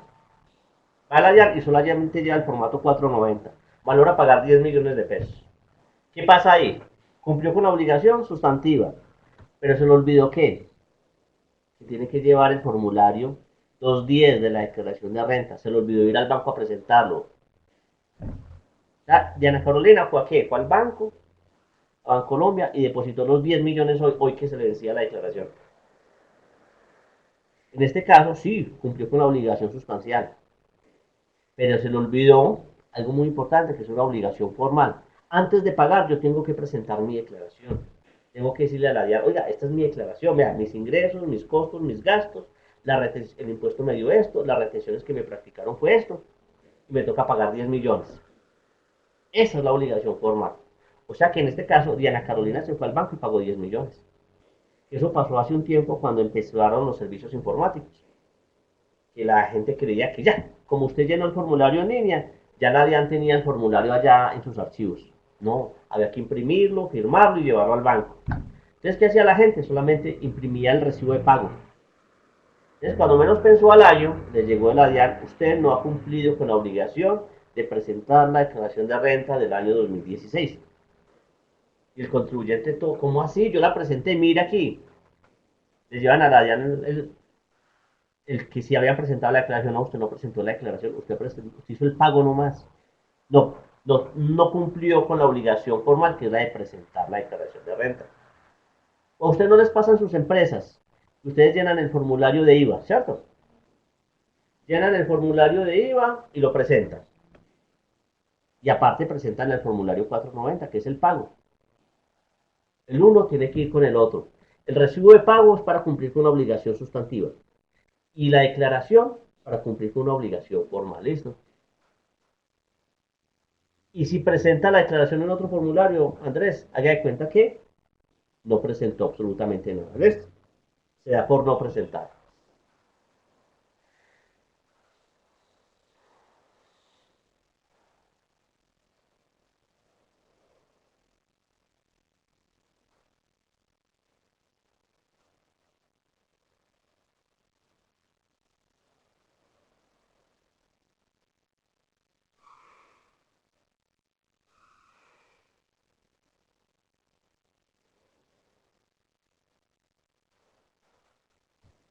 Entonces, ¿qué otras obligaciones formales existen, muchachos? Mire, certificar. ¿Qué nos dice el Estado? Ah, señores, si usted es agente de retención, o si usted practicó retención en la fuente, o retención de IVA, usted tiene la obligación de certificar. Señor, si usted le pagó a alguien salarios, usted tiene la obligación de entregarle el certificado de ingresos y retenciones del año 2018. Y si usted no presenta el certificado, no se lo da y él demanda y nos informa sobre ello, yo le cobro, sanciono a esa empresa y le cobro hasta el 5% de lo que no certifique. Otra obligación formal, informar y atender requerimientos. ¿Sí? Que a Alexandra le llegó una carta de la DIAN y preguntándole, señora Alexandra Valencia, solicito mi informe, la siguiente información sobre las compras realizadas a Almacenes Éxitos durante el año grabable de 2018, informando el número de factura, valor y concepto. Si le llega una carta de esas a Alexandra, la obligación de Alexandra es informar y atender requerimientos. ¿Qué pasa si Alexandra no contesta a ese requerimiento? Sancionan por no enviar información. Otra obligación, informar la dirección y la actividad económica en el registro único tributario. Si yo no informo mi dirección bien, mi actividad económica, me sanciona la DIAN. Otra obligación formal, facturar. Facturar de acuerdo a lo establecido en los artículos 617 y siguientes, 615, 1616 y 617 del Estatuto Tributario. Otra obligación formal, conservar documentos, conservar correspondencia, conservar la contabilidad. Otra obligación formal, inscribirse en el RUT y tener actualizado el RUT. ¿Cuál es la sanción cuando no tenemos actualizado el RUT? La dirección, la actividad económica, una VT por cada día de demora. Y la VT vale 34.000 pesos. O sea que si yo me demoro un mes para actualizar, la DIAN me puede cobrar casi 1.000.000 de pesos, muchachos. De solo sanción por no tener actualizada mi dirección, por no tener actualizada mi actividad económica. Inscribirse como responsable de IVA. Podríamos quitar este término, muchachos, o como no responsable de IVA. Recuerden que ya no existe el régimen común y el régimen simplificado ya desaparecieron con la ley 1943.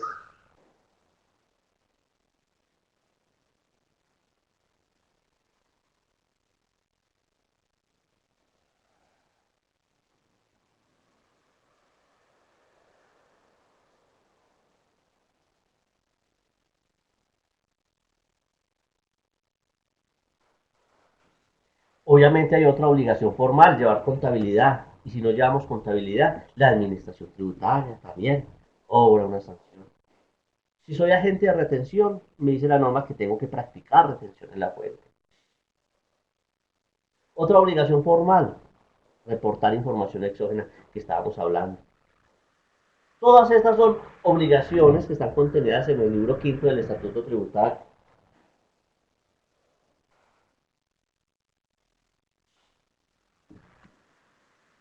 ¿Listo?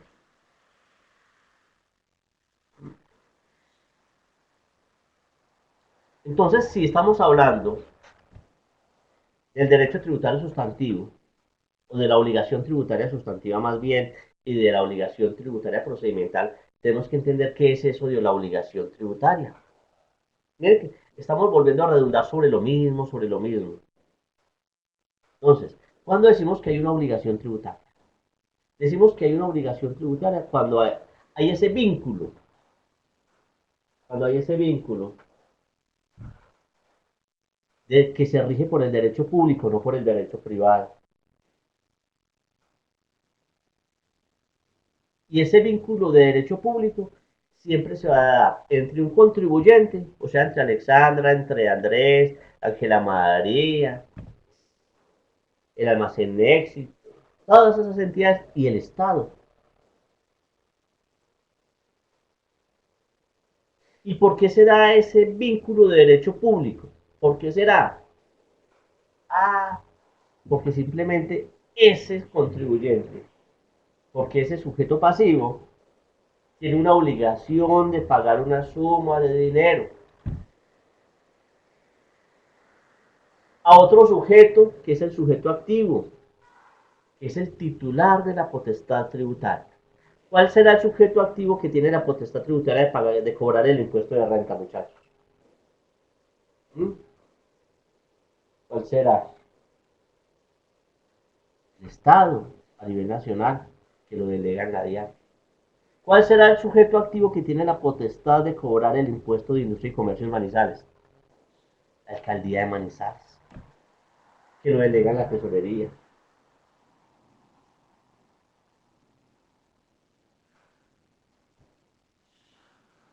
Entonces, cuando hablamos, ¿quién es el titular de la potestad tributaria? Eso depende del tributo. Si es un impuesto de vehículo, ¿quién tendrá esa, esa potestad tributaria? ¿Cuál será el titular, ese sujeto activo? Pues las gobernaciones, porque el impuesto de vehículo es del orden departamental. ¿Quién será ese titular de la potestad tributaria en el impuesto predial? El municipio. Es el que recauda, el que fiscaliza, el que cobra. Porque el Estado, a través de una ley, le cedió ese impuesto a los municipios. Entonces, cuando hablamos de esa obligación tributaria, mire que no solamente estamos hablando de impuestos del orden nacional, sino de impuestos también del orden territorial. Entonces, esa obligación de derecho público que se va a dar entre un contribuyente y el Estado, mediante la cual ese contribuyente le tiene que pagar una suma de dinero al Estado, sea del orden nacional o departamental o municipal. Y ese contribuyente, ¿por qué le tiene que pagar esa suma de dinero al Estado? Porque se produjeron los hechos generadores previstos en la ley. ¿Listo? ¿Cuándo se da la obligación tributaria? Cuando se dan los hechos generadores. Entonces, en el caso del ejemplo que puse hace un rato, que Alexandra se ganó la lotería, se ganó 200 millones, ¡ah! Ya hay obligación tributaria. Ya hay una obligación tributaria, entonces Alexandra tiene la obligación de pagarle una suma de dinero al Estado, a la DIAN, porque se dio el hecho generador. ¿Cuál fue el hecho generador? Se ganó la lotería. Andrés tuvo el hecho generador, se ganó 100 millones por salario. Ángela María recibió una recompensa del Estado porque ayudó a capturar a un maleante, a un narcotraficante. Ah, hay hecho generador, entonces ya tiene que pagar. ¿Listo? Entonces, ¿cuándo se da esa obligación tributaria? Cuando se dan los hechos generadores. Pero ¿cuáles hechos generadores, muchachos? Los previstos en la ley. Ni en un decreto, ni en un acuerdo. ¿No? Tienen que estar previstos en la ley.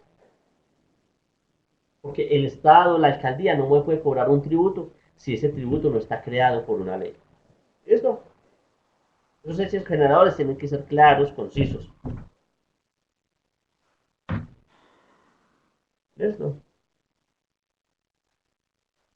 Entonces, asimismo, como ya hablamos de la obligación tributaria, es devolvernos al caso. Obviamente, entonces, la obligación tributaria se puede dividir en dos, en la obligación tributaria sustantiva o sustancial y la obligación tributaria formal. ¿En qué consiste la obligación tributaria sustantiva? Simplemente en la obligación que tiene el contribuyente de pagar el impuesto. ¿Y por qué tiene que pagar ese impuesto? ¿Por qué tiene que cumplir con esa obligación tributaria sustancial? ¿Por qué? ¿Quién me cuenta? Te lo he dicho 20.000 veces en esta charla. Porque se dieron los que, porque tiene que cumplir con esa obligación tributaria sustantiva, porque se dieron los que,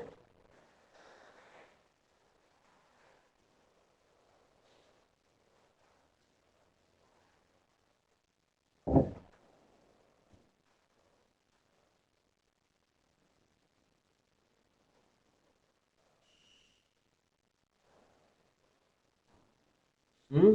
Porque se dieron los hechos generadores previstos en la ley. ¿Listo?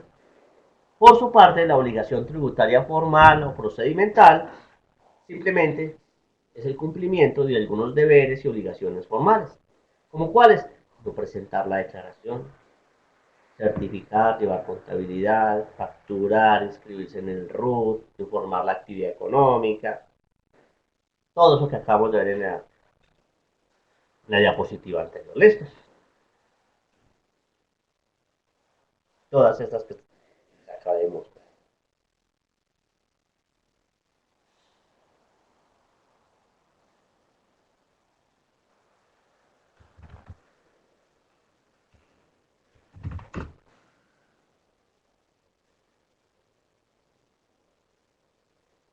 Claro que sí, Alexandra. Recuerden que la demora en el pago de los tributos y genera mínimo interés. Yo la presenté, pero no la pagué.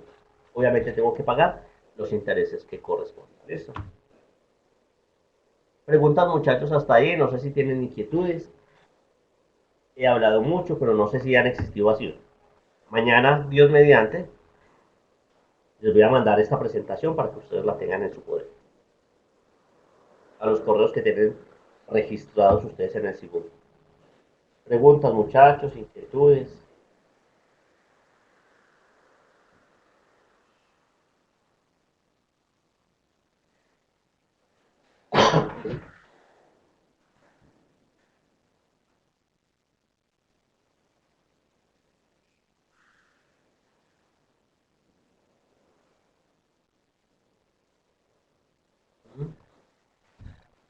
Entonces, muchachos, ya hablamos de la obligación tributaria, que puede ser sustantiva, la obligación de pagar, o procedimental, el cumplimiento de unas obligaciones que nos dice el Estado que debemos cumplir.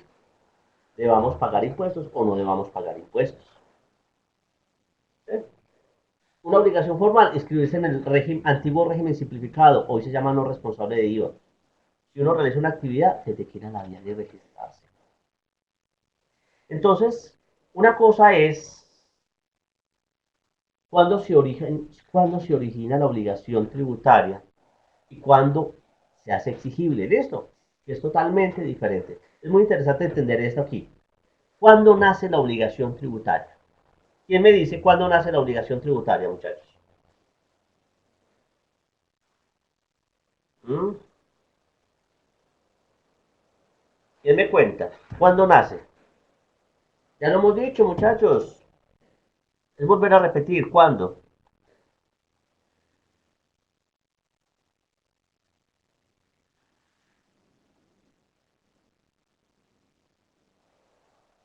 ¿Mm? Bueno. ¿Cuándo se dan los qué? Cuando se dan los hechos generadores previstos en la ley. Bien, claro, más previstos en la ley. ¿Listo? Pero a veces confundimos cuáles son los hechos generadores a cuando nace la obligación tributaria, a cuando se hace exigible. Bueno, vamos a poner aquí. Carolina, se ganó el baloto. Hoy juega el baloto, es cuando, no sé. Se ganó un baloto. Se ganó 5.000 millones de pesos. Carolina, bien chévere. ¿Listo? Yo creo que a Carolina no le gustaría ganarse el baloto, pero pongámosla a ella en el ejemplo. ¿Sí? Se ganó 5.000 millones de pesos. Hoy. Entonces la pregunta es, ¿ya nació la obligación tributaria o no? ¿Sí o no?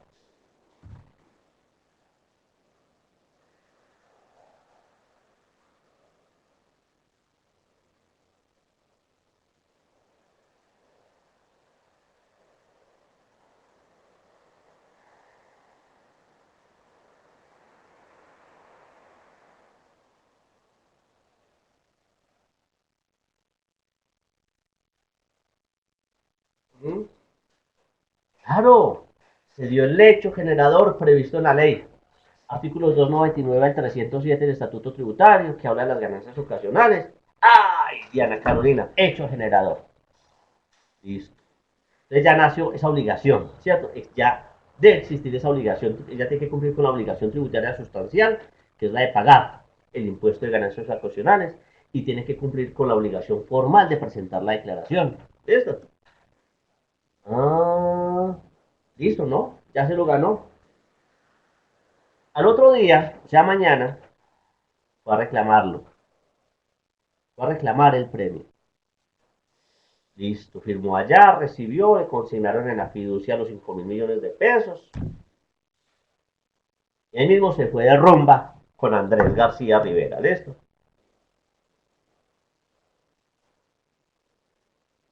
El miércoles, a primera hora, a las 8 de la mañana, pues le tocó un funcionario de la Diana a la casa de Diana Carolina. Y aquí vive doña Diana Carolina. Sí, sí, aquí vive. Ah, me la llama por favor. No, es que soy Diana Carolina. Yo soy funcionario de la Diana. Ampilla. Usted esta semana se ganó el baloto, ¿no? Se está haciendo la loca con la Diana. Usted no le ha pagado el impuesto. Usted tiene que presentar la obligación. Tiene que pagar el impuesto de ganancias ocasionales y presentar su declaración. ¿Qué le va a decir Diana Carolina? Decir, sí señora, tiene razón. Es que ya nació la obligación tributaria. Ya nació, claro, ya tengo una obligación tributaria de pagarle al Estado una suma de dinero a título de tributo, porque nació el hecho generador del impuesto de ganancias ocasionales. Yo sé que sí. Pero ¿qué le vamos a decir? Pero es que todavía no es exigible. Porque yo me lo gané el 30 de septiembre del 2019 y a mí me toca declarar por el año 2019, por allá entre agosto y octubre del 2020. O sea que, qué pena muchachos, qué pena señor funcionario de la DIAN, o señora funcionaria de la DIAN, pero sí, ya nació la obligación tributaria, pero no puede ser exigible. ¿Cuándo puede ser exigible? De acuerdo a las fechas que tenga el gobierno nacional previstas para recaudar y presentar esas declaraciones. Entonces, por allá, en agosto o en septiembre del año 2020, Carolina, ¿qué va a hacer? Va a cumplir con la obligación tributaria sustantiva y va a cumplir con qué? Con el pago del tributo y con el cumplimiento de la obligación formal que es la de presentar la declaración. Vamos a suponer que Carolina se le decía el 20 de agosto del 2020 y no presentó la declaración ni hizo el pago. Ahí sí el Estado puede llegar y demandarla, puede llegar y cobrarle por la vía coactiva toda esa suma de dinero. ¿Listo? ¿Por qué? Porque ya ahí sí ¿cuándo se vuelve exigible? En la fecha que le tocara a Carolina presentar la declaración del año grabable 2019. ¿Listo? Lo que pasa es que hay algo que no les he comentado. Cuando Carolina ¿se gana qué? La lotería, automáticamente en el baloto le hacen la retención del 20%. O sea, que ya pagó el impuesto. Pero el problema es que Carolina tiene que presentar la declaración. Por allá, decir, mi declaración es esta, me gané 5.000 millones, el impuesto fueron 1.000 millones, pero Baloto me hizo una retención de 1.000 millones. No tengo que pagar nada, porque ya me la hicieron, pero tiene que cumplir con esa obligación tributaria formal. No tiene que cumplir con la obligación tributaria sustantiva, porque ya se la retuvieron. Pero el problema es que Carolina, si no presenta esa declaración, a pesar de que no tiene que pagar nada, se la llevó el carajo. Porque entonces, cuando la presente, va a tener que liquidar la sanción sobre los ingresos, o sea, sobre los 5.000 millones de pesos. Y la sanción por cada mes creo que le vale 25 millones de pesos. Por cada mes de mora. Listo, muchachos. Preguntas, inquietudes. Si no hay preguntas, damos por terminada la clase del día de hoy.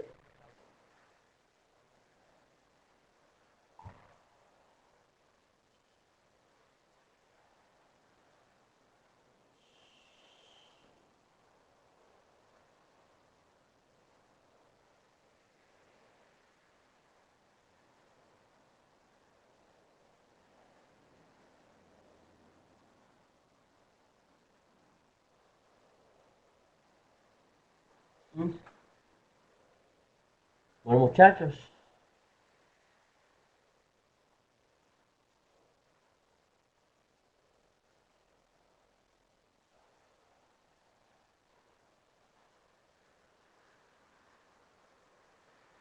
Bueno, muchachos, muchas gracias entonces por su atención y nos vemos mañana nuevamente en este horario.